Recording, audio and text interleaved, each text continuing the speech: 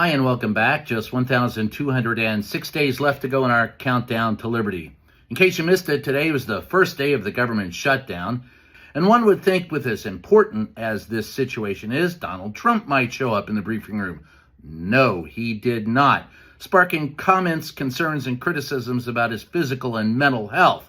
Yesterday, President of the United States, the President of the United States, said his plan is if the Democrats won't cave in on this, he's going to fire a whole lot more federal workers. We can do things during the shutdown that are irreversible, that are bad for them and irreversible by them, like cutting vast numbers of people out, cutting things that they like, cutting programs that they like. The President of the United States said, I'm going to impose a lot more pain on my fellow American citizens. I'm going to impose a lot more pain on people in New York who need to use those tunnels, who need the upgraded water systems and better bridges. I'm going to impose pain on other Americans so I can get my way politically. To me, that is a place to stop and say, then we're ready to fight about this. I think that is, people watching are probably happy to hear that. It's such an important thing to fight about.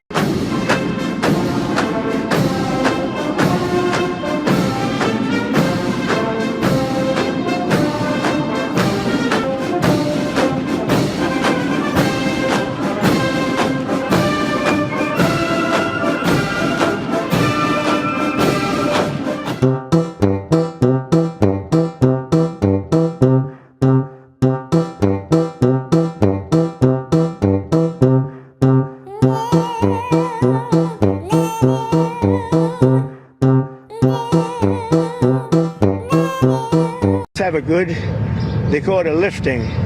They also use another word, but I'm not going to use that word. You know what that is? The word, it starts with an E. You know what the word is? If I ever used it, I'd be run out of town by you people. So,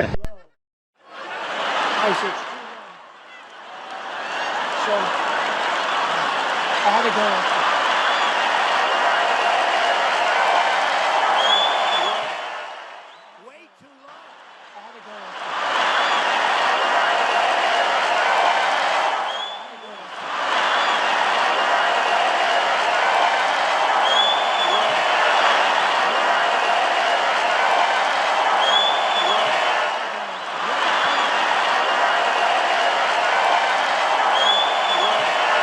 Now, war or the threat of war is raging everywhere, and the two incompetent people running our country, or what, I don't actually think they're even running it, are leading us to the brink of World War III, a war like no other. This is what the policies of weakness and appeasement have brought to the world.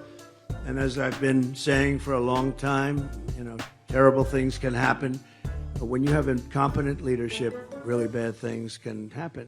Okay, so wild idea. 2 presidents, 2 systems. You vote red, you get a red card. You vote blue, you get a blue card. But for the next 4 years, that card is your life. You need health care? Present your card. Public transportation? Card. You go to a restaurant? Show the card. You're trying to file taxes or get disaster relief or apply for a job, even to get utilities. Yeah, you're going to need that card. Red card holders get the policies they voted for. No Medicaid expansion, no union protections, no student loan relief, no restaurants with immigrant employees or even food picked by immigrant hands, no federal disaster aid, unless of course the hurricane was Jesus approved, and absolutely no abortion access, even if your mistress needs one. And since we're talking about accountability, red card holders only get the benefits their states actually pay for. So no more blue state bailouts, no more taking in more federal money than you contribute. So if you're living off that $1,100 a month in blue benefits now, you better learn how to make that red $300 stretch. Roads, your problem. Bridges, good luck. Those inspections don't pay for themselves. Hospitals, shuttered. But hey,